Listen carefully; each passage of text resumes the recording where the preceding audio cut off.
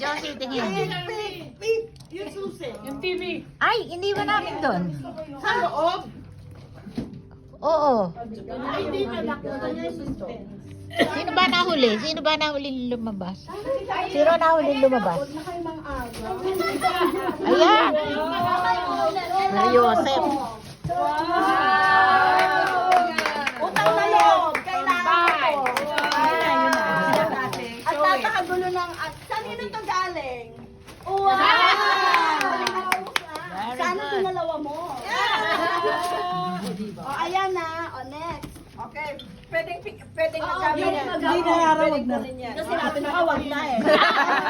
Kukunin ko yan. Okay ko na ang net. Teka, pwede bang kunin yung sarili? Hindi. Hindi, hindi.